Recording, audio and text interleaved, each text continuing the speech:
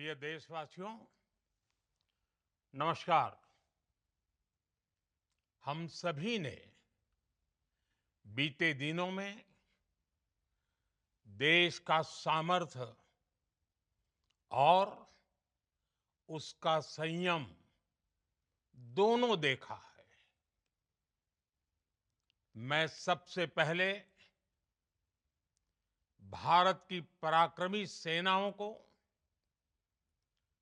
सशस्त्र बलों को, हमारी खुफिया एजेंसियों को, हमारे वैज्ञानिकों को, हर भारतवासी की तरफ से सैल्यूट करता हूं। हमारे वीर सैनिकों ने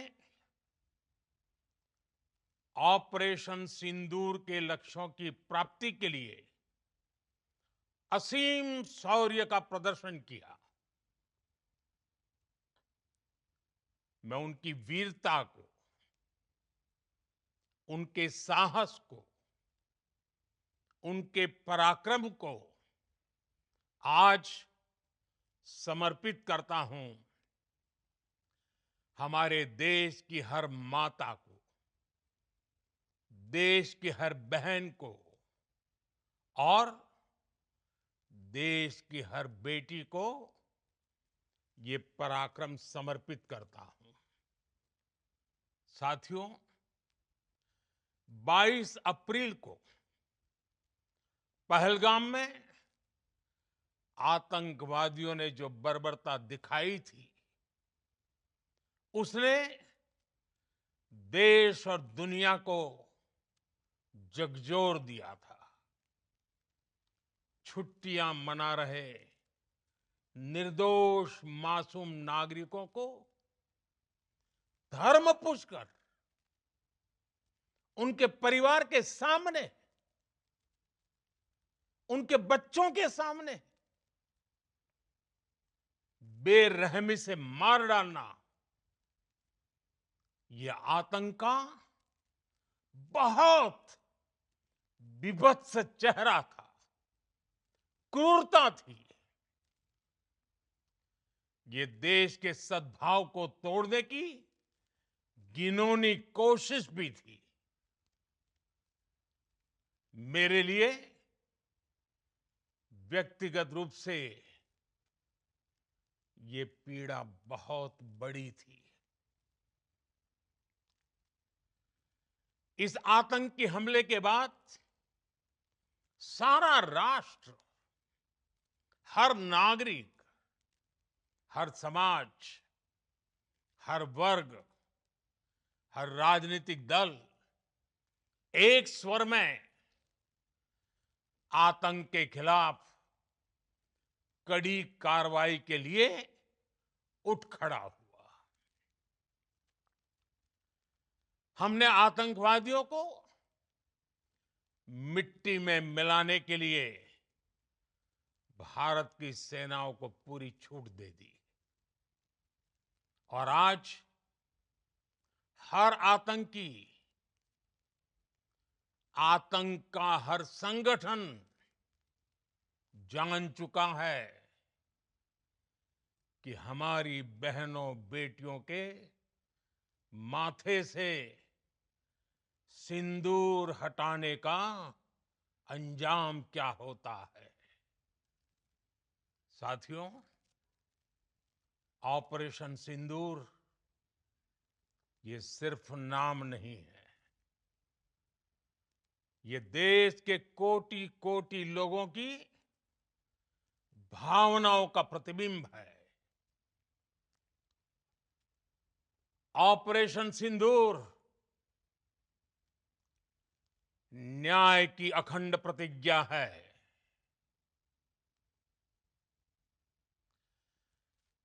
6 मई की देर रात, 7 मई की सुबह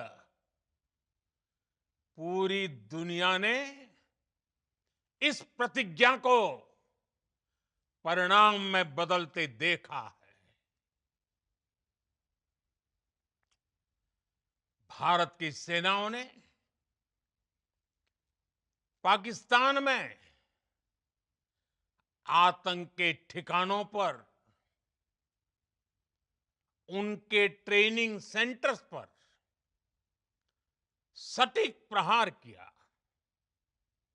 आतंकियों ने सपने में भी नहीं सोचा था कि भारत इतना बड़ा फैसला ले सकता है। लेकिन जब देश एकजुट होता है, नेशन फर्स्ट की भावना से भरा होता है, राष्ट्र सर्वोपरि होता है, तो फौलादी फैसले लिए जाते हैं, परिणाम लाकर दिखाए जाते हैं। जब पाकिस्तान में आतंक के अड्डों पर भारत की मिसाइलों ने हमला बोला, भारत के ड्रोन्स ने हमला बोला, तो आतंकी संगठनों की इमारतें नहीं, बल्कि उनका हौसला भी थर्रा गया। बहावलपुर और मुरिद के जैसे आतंकी ठिकाने एक प्रकार से ग्लोबल टेररिज्म की यूनिवर्सिटीज रही है। दुनिया में कहीं पर भी जो बड़े आतंकी हमले हुए हैं, चाहे 9/11 हो, चाहे लंदन ट्यूब बॉम्बिंग हो, या भारत में दशकों से जो बड़े बड़े आतंकी हमले हुए हैं, उन सब के तार कहीं ना कहीं आतंक के इन्हीं ठिकानों से जुड़ते रहे हैं। आतंकियों ने हमारी बहनों का सिंदूर उजाड़ा था, इसलिए भारत ने आतंक के ये हेडक्वार्टर्स उजाड़ दिए। भारत के इन हमलों में 100 से अधिक खूंखार आतंकवादियों को मौत के घाट उतारा गया है। आतंक के बहुत सारे आका बीते 2.5-3 दशकों से खुलेआम पाकिस्तान में घूम रहे थे, जो भारत के खिलाफ साजिशें करते थे। उन्हें भारत ने एक झटके में खत्म कर दिया। साथियों, भारत की इस कार्रवाई से पाकिस्तान घोर निराशा में गिर गया था, हताशा में गिर गया था, बौखला गया था। और इसी बौखलाहट में उसने एक और दुस्साहस किया। आतंक पर भारत की कार्रवाई का साथ देने के बजाय पाकिस्तान ने भारत पर ही हमला करना शुरू कर दिया। पाकिस्तान ने हमारे स्कूलों, कॉलेजों को, गुरुद्वारों को, मंदिरों को, सामान्य नागरिकों के घरों को निशाना बनाया। पाकिस्तान ने हमारे सैन्य ठिकानों को निशाना बनाया। लेकिन इसमें भी पाकिस्तान खुद बेनकाब हो गया। दुनिया ने देखा कि कैसे पाकिस्तान के ड्रोन्स, पाकिस्तान की मिसाइलें भारत के सामने तिनके की तरह बिखर गई। भारत के सशक्त एयर डिफेंस सिस्टम ने उन्हें आसमान में ही नष्ट कर दिया। पाकिस्तान की तैयारी सीमा पर वार की थी, लेकिन भारत ने पाकिस्तान के सीने पर वार कर दिया। भारत के ड्रोन्स, भारत की मिसाइलों ने सटीकता के साथ हमला किया। पाकिस्तानी वायुसेना के उन एयरबेस को नुकसान पहुंचाया, जिस पर पाकिस्तान को बहुत घमंड था। भारत ने पहले 3 दिनों में ही पाकिस्तान को इतना तबाह कर दिया, जिसका उसे अंदाजा भी नहीं था। इसलिए भारत की आक्रामक कार्रवाई के बाद पाकिस्तान बचने के रास्ते खोजने लगा। पाकिस्तान दुनिया भर में तनाव कम करने के लिए गुहार लगा रहा था, और बुरी तरह पीटने के बाद इसी मजबूरी में 10 मई की दोपहर को पाकिस्तानी सेना ने हमारे डीजीएमओ को संपर्क किया। तब तक हम आतंकवाद के इंफ्रास्ट्रक्चर को बड़े पैमाने पर तबाह कर चुके थे। आतंकियों को मौत के घाट उतार दिया गया था। पाकिस्तान के सीने में बसाए गए आतंक के अड्डों को हमने खंडहर बना दिया था। इसलिए जब पाकिस्तान की तरफ से गुहार लगाई गई, पाकिस्तान की तरफ से जब ये कहा गया कि उसकी ओर से आगे कोई आतंकी गतिविधि और सैन्य दुस्साहस नहीं दिखाया जाएगा, तो भारत ने भी उस पर विचार किया।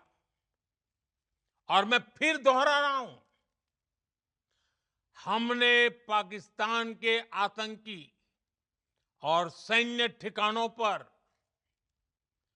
अपनी जवाबी कार्रवाई को अभी सिर्फ स्थगित किया है। आने वाले दिनों में हम पाकिस्तान के हर कदम को इस कसौटी पर मापेंगे कि वो क्या रवैया अपनाता है। साथियों, भारत की तीनों सेनाएं, हमारी एयरफोर्स, हमारी आर्मी और हमारी नेवी,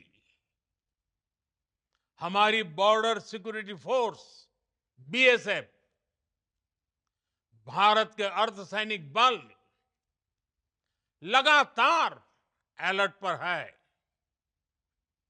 सर्जिकल स्ट्राइक और एयर स्ट्राइक के बाद अब ऑपरेशन सिंदूर आतंक के खिलाफ भारत की नीति है। ऑपरेशन सिंदूर ने आतंक के खिलाफ लड़ाई में एक नई लकीर खींच दी है। एक नया पैमाना, न्यू नॉर्मल तय कर दिया है। पहला, भारत पर आतंकी हमला हुआ तो मुंह तोड़ जवाब दिया जाएगा। हम अपने तरीके से, अपनी शर्तों पर जवाब देकर रहेंगे। हर उस जगह जाकर कठोर कार्रवाई करेंगे जहां से आतंक की जड़ें निकलती हैं। दूसरा, कोई भी न्यूक्लियर ब्लैकमेल भारत नहीं सहेगा। न्यूक्लियर ब्लैकमेल की आड़ में पनप रहे आतंकी ठिकानों पर भारत सटीक और निर्णायक प्रहार करेगा। तीसरा, हम आतंक की सरपरस्त सरकार और आतंक के आकाओं को अलग अलग नहीं देखेंगे। ऑपरेशन सिंदूर के दौरान दुनिया ने पाकिस्तान का वो घिनौना सच फिर देखा है, जब मारे गए आतंकियों को विदाई देने पाकिस्तानी सेना के बड़े बड़े अफसर उमड़ पड़े। स्टेट स्पॉन्सर्ड टेररिज्म का ये बहुत बड़ा सबूत है। हम भारत और अपने नागरिकों को किसी भी खतरे से बचाने के लिए लगातार निर्णायक कदम उठाते रहेंगे। साथियों, युद्ध के मैदान पर हमने हर बार पाकिस्तान को धूल चटाई है और इस बार ऑपरेशन सिंदूर ने नया आयाम जोड़ा है। हमने रेगिस्तानों और पहाड़ों में अपनी क्षमता का शानदार प्रदर्शन किया और साथ ही न्यू एज वॉरफेयर में भी अपनी श्रेष्ठता सिद्ध की। इस ऑपरेशन के दौरान हमारे मेड इन इंडिया हथियारों की प्रामाणिकता सिद्ध हुई। आज दुनिया देख रही है 21वीं सदी के वॉरफेयर में made in India defence equipments, इसका समय आ चुका है। साथियों, हर प्रकार के आतंकवाद के खिलाफ हम सभी का एकजुट रहना, हमारी एकता हमारी सबसे बड़ी शक्ति है। निश्चित तौर पर ये युग युद्ध का नहीं है, लेकिन ये युग आतंकवाद का भी नहीं है। टेररिज्म के खिलाफ जीरो टॉलरेंस, ये एक बेहतर दुनिया की गारंटी है। साथियों, पाकिस्तानी फौज, पाकिस्तान की सरकार जिस तरह आतंकवाद को खाद पानी दे रहे हैं, वो एक दिन पाकिस्तान को ही समाप्त कर देगा। पाकिस्तान को अगर बचना है तो उसे अपने टेरर इंफ्रास्ट्रक्चर का सफाया करना ही होगा। इसके अलावा शांति का कोई रास्ता नहीं है। भारत का मत एकदम स्पष्ट है। टेरर और टॉक एक साथ नहीं हो सकते। टेरर और ट्रेड एक साथ नहीं चल सकते और पानी और खून भी एक साथ नहीं बह सकता। मैं आज विश्व समुदाय को भी कहूंगा, हमारी घोषित नीति रही है अगर पाकिस्तान से बात होगी तो टेररिज्म पर ही होगी। अगर पाकिस्तान से बात होगी तो पाक ऑक्युपाइड कश्मीर पीओके उस पर ही होगी। प्रिय देशवासियों, आज बुद्ध पूर्णिमा है।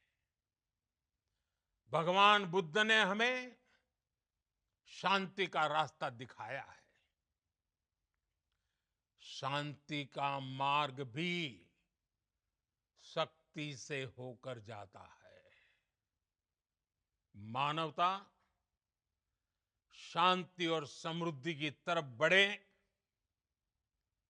हर भारतीय शांति से जी सके, विकसित भारत के सपने को पूरा कर सके, इसके लिए भारत का शक्तिशाली होना बहुत जरूरी है। और आवश्यकता पड़ने पर इस शक्ति का इस्तेमाल भी जरूरी है। और पिछले कुछ दिनों में भारत ने यही किया है। मैं एक बार फिर भारत की सेना और सशस्त्र बलों को सैल्यूट करता हूं। हम भारतवासी के हौसले, हर भारतवासी का एकजुटता का शपथ, संकल्प, मैं उसे नमन करता हूं। बहुत बहुत धन्यवाद। भारत माता की जय। भारत माता की जय। भारत माता की जय।